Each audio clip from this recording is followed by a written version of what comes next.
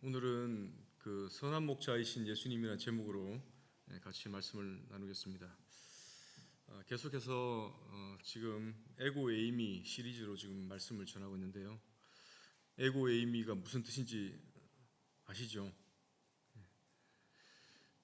에고 에이미, 그냥 나는 이다, 나는 뭐 있다, 뭐 이런 그냥 단순한 의미 같은데 실제로는 나는 성경에 예언된 또 예고된 메시아다, 나는 하나님이다라는 그러한 의미가 담겨 있습니다. 그리고 그 하나님이신 예수님이 어떠한 특징을 가지고 있는가, 그 특징을 말씀하시는 게 이제 7가지 에고 에이미 시리즈 중에 이게 들어있는데, 오늘은 그 네 번째 선한 목자이신 예수님에 대해서 같이 말씀을 나누겠습니다.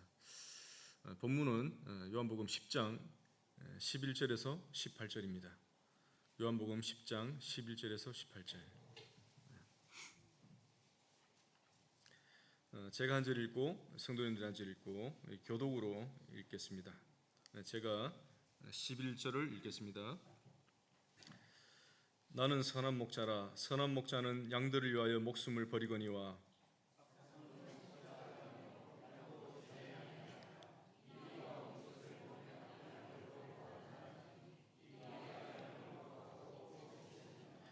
달아나는 것은 그가 삭군인 까닭에 양을 돌보지 아니함이나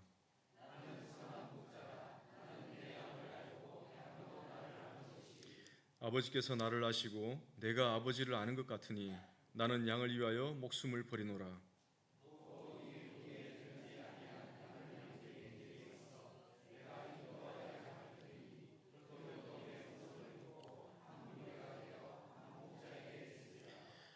내가 내 목숨을 버리는 것은 그것을 내가 다시 얻기 위함이니 이로 말미암아 아버지께서 나를 사랑하시느니라.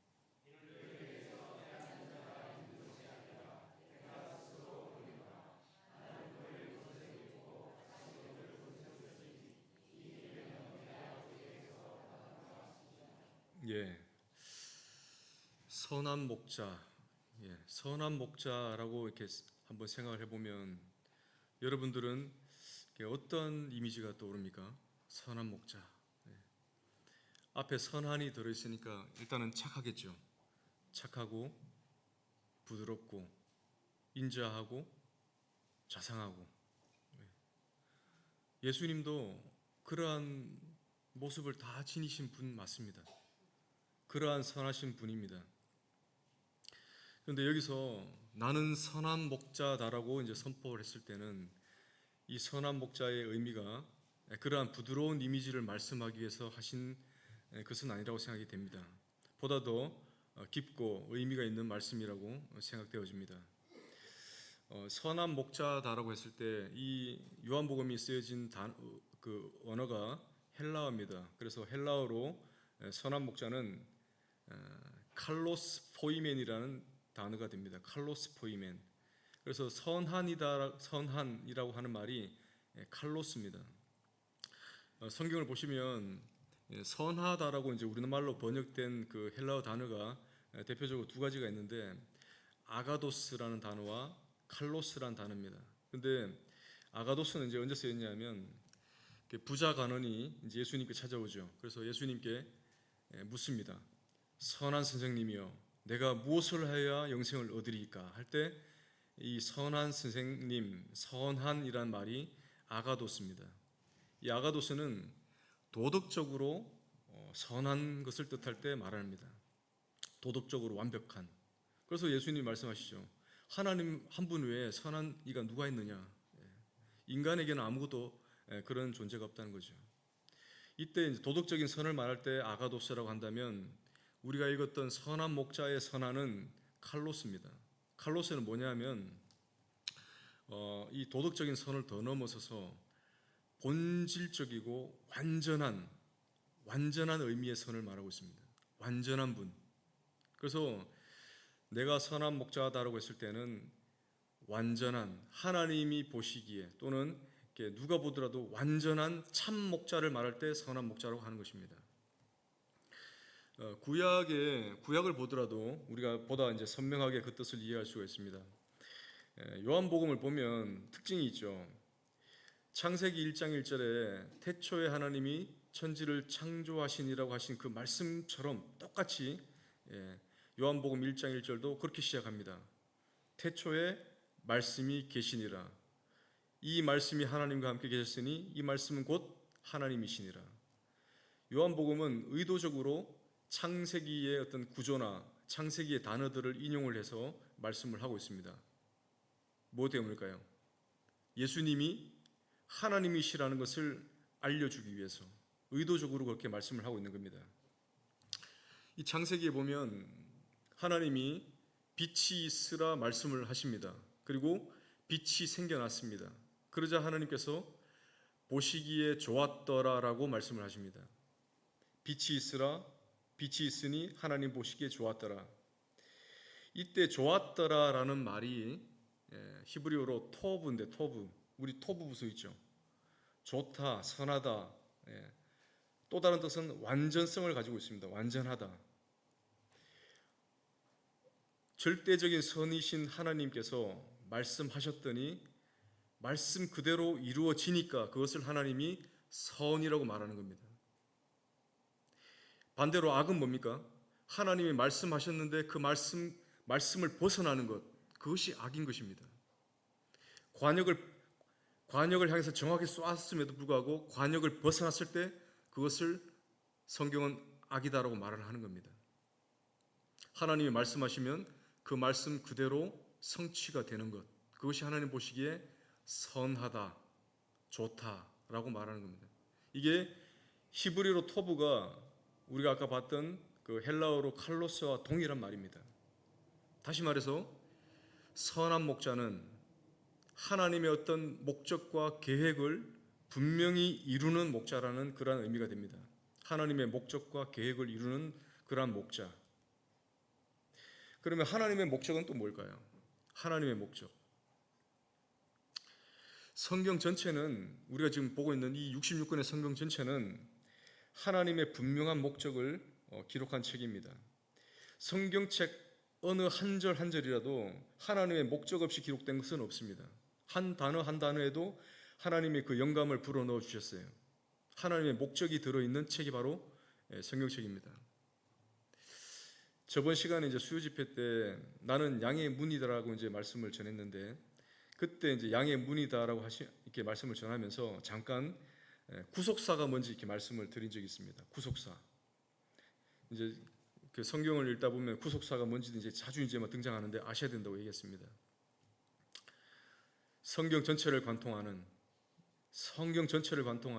하나님의 계획적이고 점진적인 인간 구원의 역사, 이것을 한마디로 구속사라고 합니다. 성경 전체를 꿰뚫고 있는, 성경 전체에 흐르고 있는 하나님의 구원의 어떤 계획, 구원의 목적이라는 겁니다. 예수님이 이 구속사를 이루시는 목자이기 때문에 예수님이 이 하나님의 그 목적인 인간 구원이라는 그 목적을 이루실 참 목자이기 때문에 선한 목자다, 나는 선한 목자다라고 하셨다는 것입니다. 예수님이 선한 목자라고 하셨을 때 선한 목자의 요건을 여러 가지를 들지 않았어요. 우리가 읽었던 본문에 보면 단 한 가지를 들었습니다. 선한 목자가 되기 위해서, 선한 목자가 되려면 필요한 필수 요건 한 가지, 그게 뭐였냐면 양을 위해서 목숨을 버리는 것입니다. 양을 위해서 목숨을 버리는 그 사람이 바로 선한 목자고, 내가 양을 위해서 선한 목자로서 목숨을 버린다.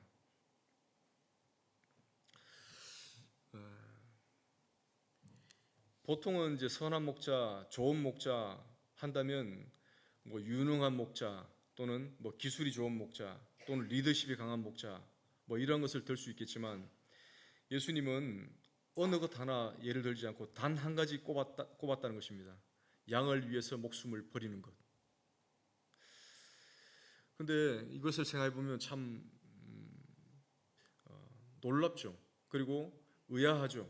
왜 그러냐면 이 세상 어디에도 양을 위해서 목숨을 버리는 목자는 없어요. 양이 목자를 위해서 존재하지 결코 목자가 양을 위해서 존재하거나 목자가 양을 위해서 목숨을 던지는 일은 없습니다. 당시에 예수님의 이 말씀을 들을 때도 이 바리새인들이나 다른 사람들도 다 의아했을 거예요. 이게 무슨 말일까?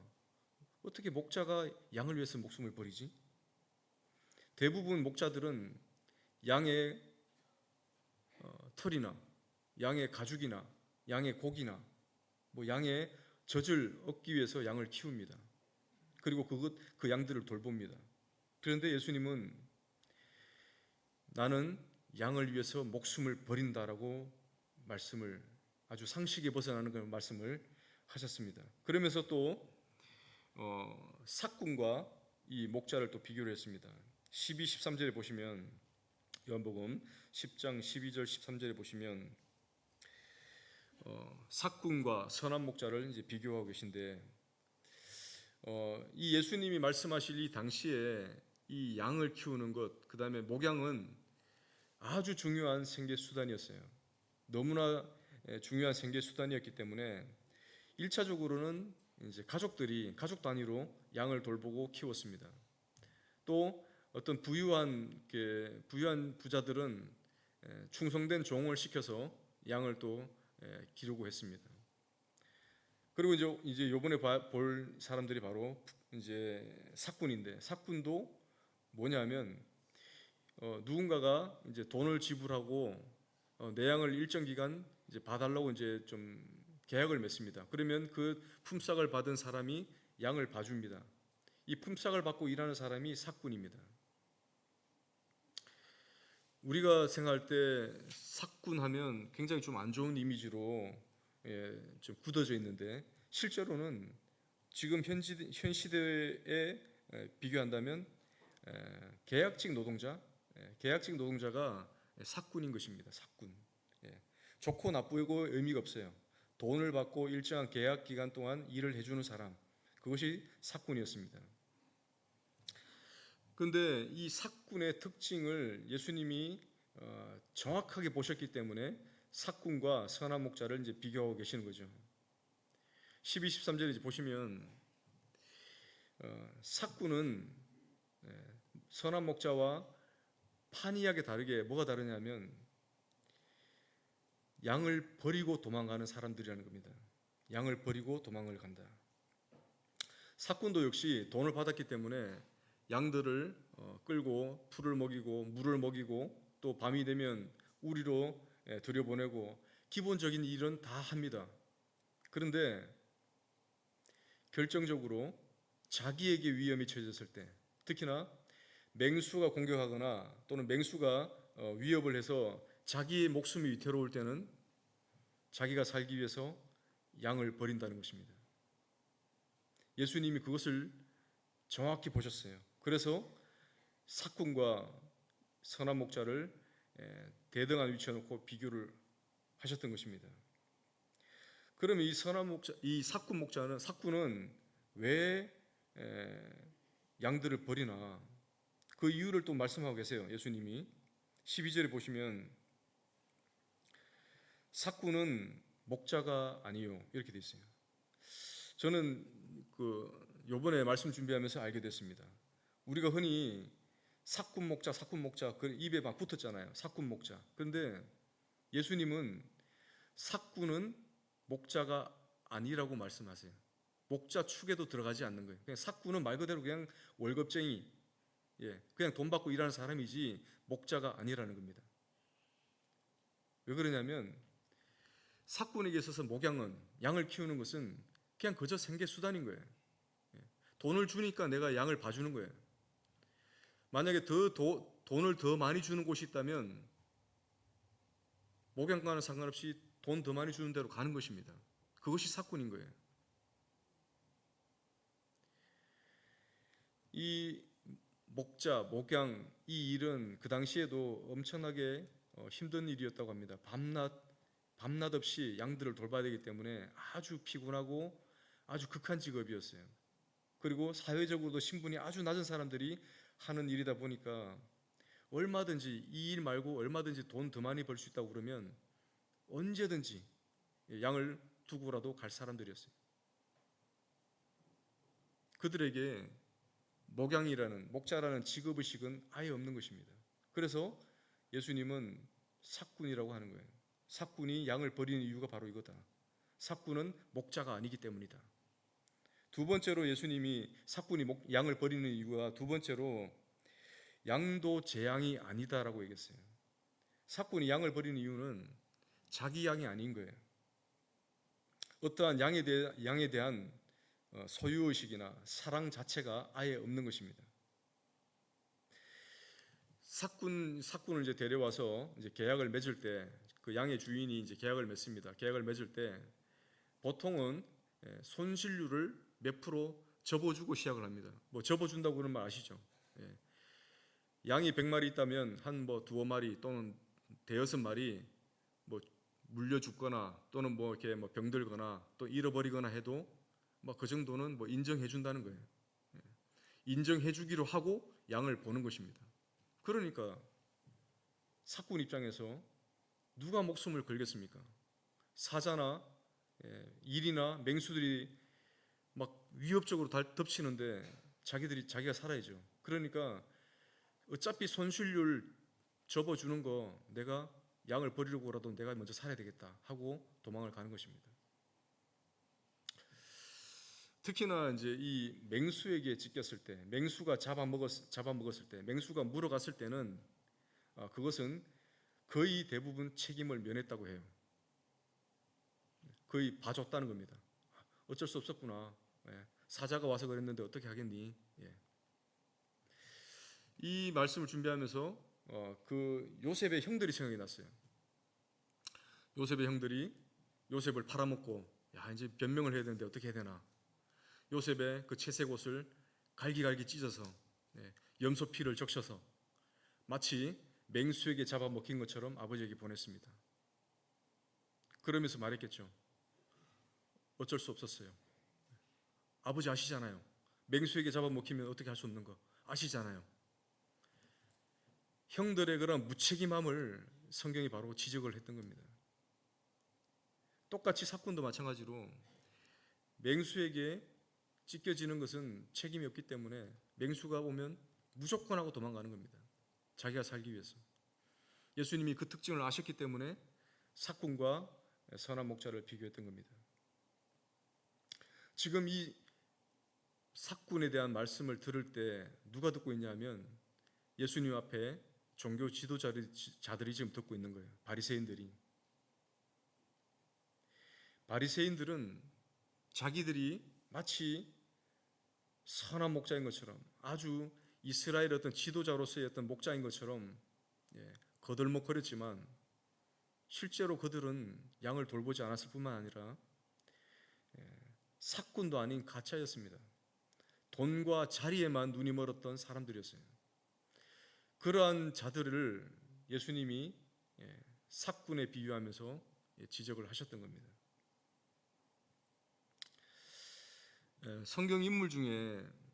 반대로 성경 인물 중에 선한 목자의 표상, 선한 목자의 표본이라고 한다면 누가 떠오릅니까? 다윗이죠. 다윗이 하나님 마음에 쏙 들었어요. 그래서 하나님 마음에 합한 자란 말을 들었어요. 하나님 마음에 쏙 들었을 때가 언제였을 것 같습니까? 다윗이 골리앗을 쳐 죽이고 이스라엘의 영웅이 되었을 때일까요? 그때 하나님의 마음에 아주 쏙 들어서 하나님이 그를 왕으로 삼았을까요? 성경은 아니다라고 얘기하고 있습니다. 시편 78편 70절에서 72절입니다. 시편 78편 70절에서 72절. 여기 보면 이제 하나님이 다윗을 선택하는 장면이 나오는데 시편 78편 70절을 보시면 또 그의 종 다윗을 택하시되 양의 우리에서 취하시며 젖 양을 지키는 중에서 그를 이끌어내사 그의 백성인 야곱 그의 소유인 이스라엘을 기르게 하셨더니 이에 그가 그들을 자기 마음의 완전함으로 기르고 그의 손의 능숙함으로 그들을 지도하였도다. 다윗의 어떤 영웅적인 행동을 했을 때 하나님의 마음에 들어서 그를 왕으로 세우신 게 아니라 그 다윗의 집안을 보시면 알잖아요. 이세의 집안이 그렇게 부유한 집안이 아니었어요. 그 부유한 집안이 아닌데도 불구하고 또 아이들을 얼마나 많이 낳는지, 8아들이 있었어요. 그 중에 또 막내였어요. 네. 그 가난한 집안에 양 몇 마리 안 되는 그 양을 치고 있는데 그 양을 이 다윗이 맡아서 기르고 있었던 것입니다. 이 몇 안 되는 양을 기르고 있는데 또 하필이면 사자나 곰이 와서 또 이 양들을 또 물어가요. 그러면 다윗은 기를 쓰고 그 사자와 곰을 쫓아가서 그 입을 벌리고 그 입에 있는 이 사이에 끼어 있는 양을 빼내왔다고 자기가 고백을 하고 있습니다. 사자나 그 곰의 입에서 양을 빼낸다는 게 무슨 말인지 아시죠? 양을 위해서 자기의 목숨을 걸었다는 얘기예요. 새끼 양이든 무슨 양이든 간에 일단은 물려가면 보통은 도망가기 일쑤인데, 자기가 살기 위해서 도망가기 일쑤인데 이 어린 다윗은 쫓아가서 그 사자와 곰의 입을 찢고 양을 구해왔다는 것입니다. 여기 우리가 읽었던 71절에 보면 젖 양을 지키는 중에서 그를 이끌어내사 이렇게 되어 있어요. 젖양이란 말은 새끼 딸린 어미양을 말하고 있습니다. 양이 안 그래도 좀 약한 동물인데 새끼가 딸렸으면 더더욱 도망가기 힘들고 더더욱 몸이 무겁겠죠. 목자의 세심한 돌봄이 필요한 그러한 양이었습니다. 다윗은 바로 용감하게 양들을 지키기도 하고 또 세심하게 양을 돌봤다는 것입니다. 그러한 모습을 하나님께서 눈여겨보시고 그 다윗을 다윗에게 이스라엘을 맡기시기로 작정하셨던 것입니다. 이 선한 목자의 표본이 다윗이라고 한다면 이 다윗의 실체, 진짜 선한 목자가 누구였냐? 바로 우리 예수님이라는 겁니다. 우리 예수님이 이 다윗이 양들을 지키기 위해서 목숨을 걸었던 것처럼 나도 역시 내 양을 위해서 목숨을 건다. 그리고 다윗이 세심하게 양들을 돌봤던 것처럼 나도 내 양을 그렇게 지키는 그러한 자다라고 말씀을 하는 것입니다. 그런데 이제 읽다가 참 또 의문점이 드는 것들이 또 있었습니다. 그런데 굳이 목자가 양을 위해서 목숨을 버려야 되나? 굳이 그렇게까지 하셨어야 되나? 이런 생각이 들었습니다. 왜 예수님은 선한 목자로서 양을 위해서 굳이 자신의 목숨을 버리시는 걸까요? 다시 요한복음 본문에 돌아와서 요한복음 10장 14, 15절에 그 이유를 밝히고 있습니다. 요한복음 10장 14절 15절에 보면 나는 선한 목자라 나는 내 양을 알고 양도 나를 아는 것이 아버지께서 나를 아시고 내가 아버지를 아는 것 같으니 나는 양을 위하여 목숨을 버리노라. 예수님께 있어서 양은 그냥 양이 아니었던 겁니다. 사꾼에게 양은 그냥 돈벌이 수단, 월급 수단이었지만 예수님은 이 양과의 관계성을 가지고 있는 거예요. 이 설명할 수 없는, 정말 이 양이 단순히 양이 아니라 그냥 자식과도 같은 그러한 관계를 가지고 있기 때문에 그 양을 위해서 목숨을 버리신다는 겁니다. 여기에 보면 양을 알고 또 아버지가 나를 알고 내가 아버지를 알고 안다라는 이렇게 말씀이 많이 나오는데 이 안다, 기노스코라는 이 단어가 헬라어 단어가 어떤 단순히 지식적으로 아는 걸 넘어서서 인격적으로 경험적으로 안다는 그런 의미가 들어있습니다. 인격적으로 그냥 아는 게 아니라 정말 깊이 그 존재 근본 자체까지 아는 그러한 알을 말하고 있어요. 특히나 아버지께서 나를 아시고 내가 아버지를 아는 것 같이 나는 양을 위해서 목숨을 버린다고 했을 때는 어떤 가족 수준 이상의 그러한 연합과 사랑의 관계를 말씀하고 있는 것입니다. 가족이 위험에 처해졌을 때, 특히나 키우는 자녀가 어떤 위험에 처해졌을 때 부모는 몸을 던지죠. 몸을 던진 이유가 계산 때문이겠습니까? 계산이 아니라 관계 때문인 것입니다. 사랑의 관계.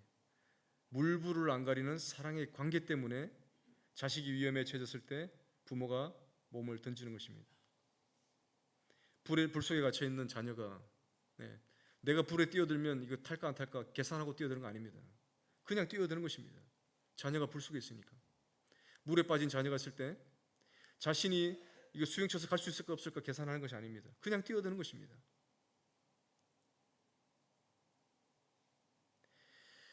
주님도 인간이 헤아릴 수 없는 그 사랑으로, 그 급진한 사랑으로, 그 사랑의 관계로 우리를 보시기 때문에 우리를 위해서 목숨을 버리시는 것입니다.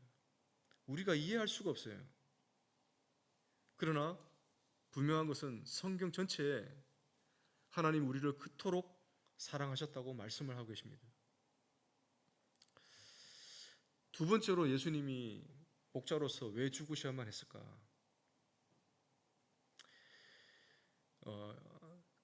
이사야서 53장에서는 우리는 다 양 같았다고 말씀을 합니다. 우리는 다 양 같아서 각기 제 길로 갔거늘 여호와께서는 우리 모두의 죄악을 그에게 담당시키셨도다. 성경이 사람들을, 인간을 양으로 비유하는 데는 다 이유가 있습니다. 양의 특징과 너무나 똑같더라고요. 저도 여러 번에 하여튼 형제님들의 설교를 통해서 양의 특징에 대해서 들은 바도 있고, 또 이번에 말씀을 준비하면서 또 양의 특징에 대해서 찾아보니까 양이나 인간이나 참 무지하고 어리석은 것은 똑같더라고요. 양의 한 7가지 특징을 한번 살펴보겠습니다. 첫 번째가 양은 시력이 약해요. 시력이 약하답니다. 앞을, 멀리를 보지 못한대요. 그래서 앞에 있는 풀만 보고 이렇게 가다가 엉뚱한 길로 가고 또 쉽게 그렇게 길을 잊어먹는다고 합니다. 거기에다 또 방향 감각도 없어요. 어디로 가야 될지도 모르고 있다가 방향을 못 찾고, 보통 초식 동물들은 멀리 나가더라도 길을 찾아서 다 돌아오는데 이 초식 동물 양은 길을 헤맨다는 겁니다. 방향 감각이 없어가지고 어느 방향인지도 모르는 거예요. 한 치 앞도 모르는 인간. 우리는 지금 몇 시간 앞에 우리가 어떤 일이 닥칠지 아무도 모르지만 우리는 마치 영원히 살 것처럼 그렇게 살아가고 있는 것입니다. 또한 이 방향이 맞는지 저 방향이 맞는지도 모른 채 그냥 방향성을 잃고 그냥 살아가고 있어요. 그래놓고 하는 소리가 다들 그렇게 사니까 산다고 하는 겁니다. 또 세 번째로 양은 그 집단의식, 군집의식, 무리를 지어 다니잖아요. 그러다 보니까 양 한 마리가 잘못된 길로 가도 따라가다 보니까 같이 잘못된 길로 간다는 거예요. 양 한 마리가 낭떠러지까지 와가지고 떨어져 죽으면 뒤에 양들은 가지 말아야지 하고 돌아와야 되는데 같이 계속 떨어지는 겁니다. 같이 계속 떨어져요. 계속 떨어지죠. 계속. 앞에 양이 가니까. 죽음이 그 앞에 놓여 있다고 얘기를 하는데도 앞에 가니까 계속 가는 거예요.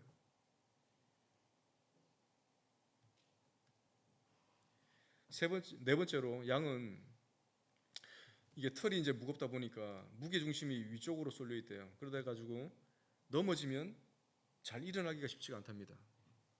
특히나 이제 임신한 양이라든지 아니면 양털이 무거운 그런 양들은 한번 넘어지면 못 일어나서 버둥거리다가 배에 가스가 차서 죽기 일쑤랍니다. 우리 인간도 강해 보이지만 넘어지는 건 한순간입니다. 그리고 넘어지는 이유가 어이가 없는 것들이 너무나 많습니다. 그냥 무심코 한 말 한마디에 사람이 실족하고 실망해서 주저앉고 죽기까지 하는 것입니다. 무심코 던진 인터넷의 댓글 한마디가 그 사람을 죽이는 것입니다. 이 말씀을 준비하면서 저도 좀 찾아봤어요. 옛날에 들은 바가 있거든요. 우리나라가 OECD 국가 중에 자살률이 1위라고 했다고 들은 적이 있어요. 그래서 또 찾아보니까 여전히 1위예요. 여전히 우리나라가 1위입니다. 불명예스러운 1위. 인구 10만 명당 23명이 자살을 한답니다. 누군가가 손을 내밀어 주지 않고 누군가가 관심을 가져주지 않으면 그냥 죽어버리는 것입니다. 인간의 약함이 바로 여기 있는 것입니다. 양도 목자가 일으켜주지 않으면 죽듯이 누군가가 손을 내밀어 줘야 되는 거예요. 다섯 번째로, 양은 양털이 있어서 뭔가 보호도 되지만 양털 때문에 이 털뭉치가 오만데 다 돌아다니면 이 먼지들이 얼마나 많이 묻겠습니까? 멀리서는 아주 그냥 깨끗해 보이지만 가까이 오면 엄청나게 더럽고 냄새나는 게 바로 양이지 않습니까? 여섯 번째로, 양은 고집이 세답니다. 보기에는 온순해 보이지만 실제로는 고집이 세대요. 그리고 신경질적이랍니다. 옆에 누가 오면 막 들이받고 그런대요. 인간도 역시 그렇다는 겁니다. 자기가 틀렸다는 걸 알아요. 틀렸다는 걸 아는데도 인정하지 않아요. 그리고 변명만 늘어나요. 정말 제일 어리석은 정말 사람이라고 생각되었던 사람이 한 명 있는데, 하버드 교수라는 사람이에요. 제가 알기로는 그 노벨상도 받았던 사람이에요. 이 사람이 무슨 얘기를 했냐면, 창조론과 진화론 두 가지밖에 없다는 걸 안다. 그리고 진화론이 잘못됐다는 걸, 과학적으로도 잘못됐다는 걸 안다. 그러면 창조론을 선택해야 되지 않느냐? 그러나 나는 창조론을 선택하지 않겠다. 이렇게 얘기하는 거예요. 무슨 말도 안 되는 소리입니까? 두 가지밖에 없다고 하면 두 가지 중에 한 가지가 거짓이라고 그러면 한 가지를 잡아야죠. 그런데 자기의 고집으로 끝까지 죽음을 택하는 것입니다. 그것이 인간입니다. 마지막 일곱 번째, 양은 방어 능력이 거의 제로에 가까운 동물입니다. 보통 이제 그 사자나 이런 것들을 포식자라고 그러잖아요. 포식자, 포식동물. 반대가 피식동물입니다. 잡아먹히는 동물. 잡아먹히는 동물들도 보면 다 방어 능력들이 있어요. 빠른 발을 가졌다든지 뿔을 가졌다든지 뭔가가 있어요. 그런데 양은 아무것도 없어요. 방어 능력이 거의 제로에 가깝습니다. 그러다 보니까 딱 진짜 잡아먹히기 위해서 태어났다고 해도 과언이 아닌 동물이 바로 양입니다. 그래서 하나님이 말씀을 통해서 우리에게 뭐라고 말씀하시느냐? 우리가 다 양 같다고 말하는 겁니다. 맹수 앞에서 스스로 지킬 능력이 없어요. 목자가 돌봐주지 않으면 죽습니다. 인간도 아무리 강해 보이고 세 보인다 하더라도 누군가 그런 얘기 하더라고요. 최홍만도 설사 앞에는 장사 없다. 한번 배 아파 보면 아시잖아요. 식사 앞에, 죄송합니다, 설사 앞엔 장사가 없는 겁니다. 그 정도로 약한 존재가 바로 인간입니다. 질병, 사고, 재난, 특히나 죽음 앞에서 인간은 너무나 무력합니다. 어떻게 할 수가 없어요. 어찌할 바를 모릅니다. 참 많은 유명인들이 죽는데 그 중에서도 참 안타까웠던 사람 중에 한 명이 스티브 잡스였어요. 스티브 잡스, 애플폰의 아버지, 스마트폰의 아버지. 이 잡스가 죽은 게 얼마 되지 않은 것 같은데 벌써 16년이 지났더라고요. 2011년도에 이 사람이 죽었는데 2011년도에 죽을 당시에 이 스티브 잡스의 재산이 얼마인지 아십니까? 800조였습니다. 800조를 가진 사람이 죽음 앞에서는 어떻게 할 수가 없었어요. 자기도 살고 싶었겠죠. 그러나 이 800조를 가지고도 이 흔해 빠진 우리의 한 시간을 사지를 못했어요. 단 1분 1초를 사지를 못했어요. 죽음 앞에서는 그냥 무력하게 가는 것이 인간인 것입니다. 예수님은 양 같은 우리를 위해서 죽으신다고 말씀하셨는데 뭐냐면 이 무지하고 무능한 양처럼 죽음이 바로 코앞에 있는데도 그 죽음을 향해서 달려가기 때문에 그 양을 위해서 죽으신다는 것입니다. 우리는 다 양 같아서 각기 제 길로 갔다라는 그 말씀이 단순히 길을 잃었다는 말이 아니에요. 단순히 길을 잃어서 제 길로 갔다는 말이 아니라 의도적으로 하나님이 원하시는 길을 버리고 반역했다는 뜻입니다. 스스로 죄악의 길을 선택을 했고 죄악은 죽음이라는 걸 알면서도 그 죽음의 길을 택했다는 것입니다. 그런 인간을 위해서 예수님이 대신 죽어주셨다. 이런 무지하고 무가치하고 도무지 냄새나서 앉지도 못할 그런 양과 같은 인간을 위해서 예수님이 대신 죽어주셨다. 이게 바로 예수님의 선한 목자에 들어있는 놀라운 말씀인 것입니다.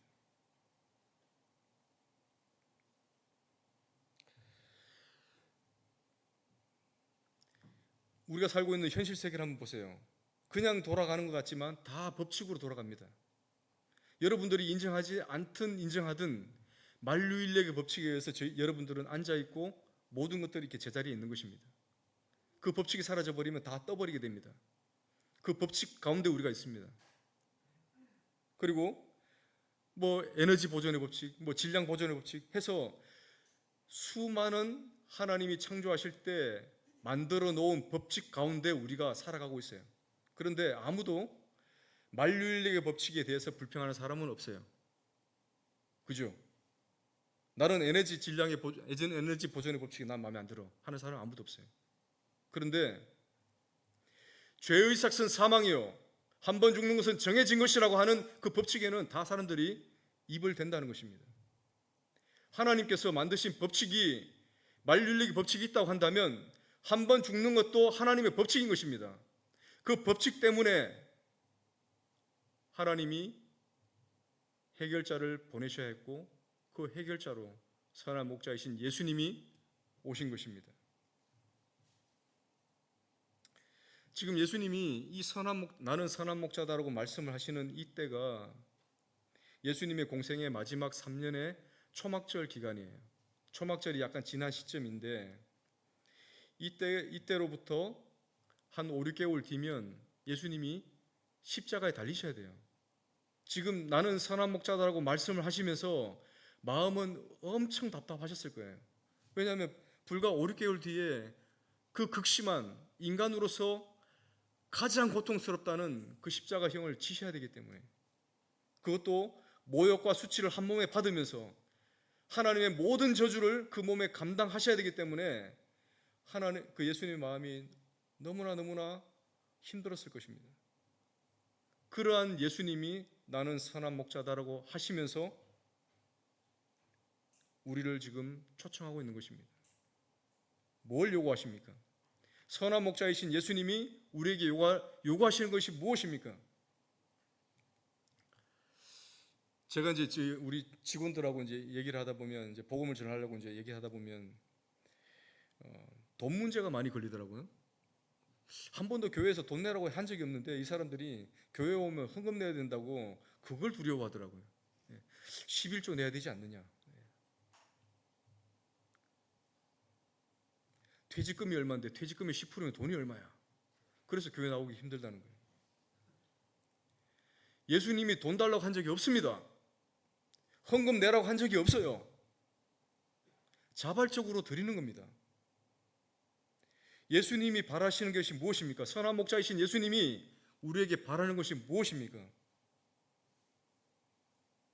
결코 어려운 것이 아닙니다. 마지막으로 한 구절만 보고 마무리를 짓겠습니다. 베드로전서 2장 24절 25절입니다. 베드로전서 2장 24절 25절.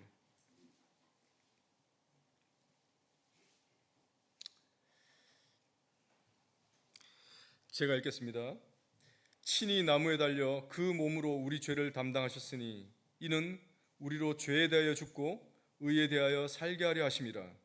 그가 채찍에 맞음으로 너희는 나음을 얻었나니 너희가 전에는 양과 같이 길을 잃었더니 이제는 너희 영혼의 목자와 감독 되신 이에게 돌아왔느니라. 돌아오라는 얘기입니다. 선한 목자가 우리에게 바라는 것은 돈이 아니고 우리의 노력이 아니고 우리의 헌신이 아닙니다. 돌아오라는 겁니다. 양이 길을 잃었기 때문에, 양이 목자를 떠나서 길을 잃고 방황하기 때문에, 죽음으로 가기 때문에 다시 원래 목자인 목자에게로 돌아오라고 말씀하시는 겁니다.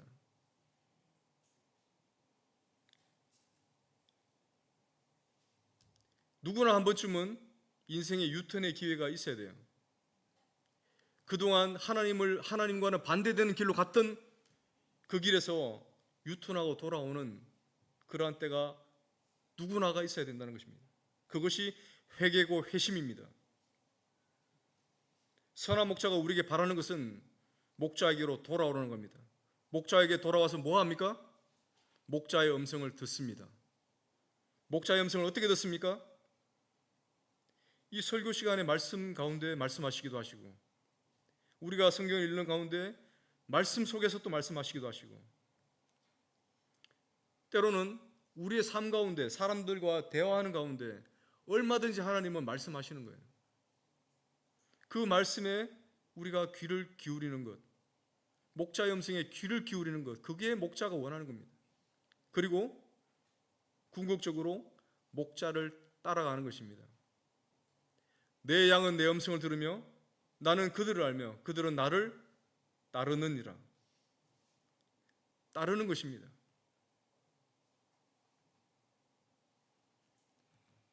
정리하겠습니다. 선한 목자이신 예수님이 우리를 초청하고 계십니다. 아직까지 예수님께로 돌아오지 않은 분이 계시다면 예수님께로 오셔야 됩니다. 양들이 목자를 떠나서 결국에는 죽음밖에 없잖아요. 그 죽음밖에 없는 길을 계속 가시겠습니까? 오셔야 됩니다. 그리고 왔다면 목자의 음성을 듣는 것입니다. 내 생각대로 내 뜻대로 사는 것이 아니라 목자가 하시는 말씀에 귀를 기울이는 것입니다. 그리고 목자가 인도하는 대로 따라가는 것입니다. 내가 목자 앞에서 앞장서서 가는 것이 아니라. 선한 목자이신 예수님이 우리에게 바라는 것은 바로 이 단순한 이걸 바란다는 것입니다.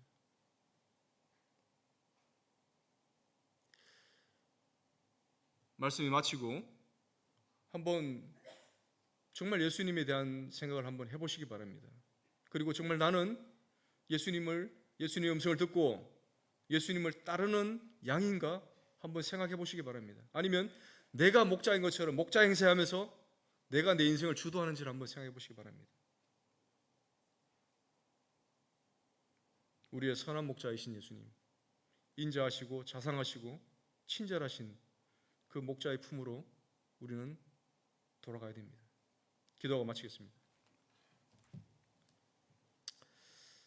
아버지 하나님, 참 선한 목자이신 참 우리 예수님을 구원자로 보내주시고 참 우리를 자녀 삼아 주시고 품에 품어주심을 감사를 드립니다. 우리가 아직 죄인 되었을 때, 우리가 여전히 죄 가운데 있을 때, 우리가 하나님이란 존재를 전혀 모르고 있을 때 하나님은 인간을 위해서, 인간을 구원하시기 위해서 그 구원의 역사를 예수님을 통해 이루어 주셨습니다. 그 선한 목자이신 예수님께 우리가 참 나아가서 그 목자의 음성에 귀 기울이고 목자의 인도함을 받기를 원합니다. 완고한 고집을 꺾고 주님께로 돌아가기를 원합니다. 우리의 마음이 늘 주님의 곁에 머무르기를 원합니다. 우리를 지켜주시고 또 우리를 인도하여 주시고 우리를 품어주시옵소서. 예수님의 이름으로 기도드립니다. 아멘. 감사합니다.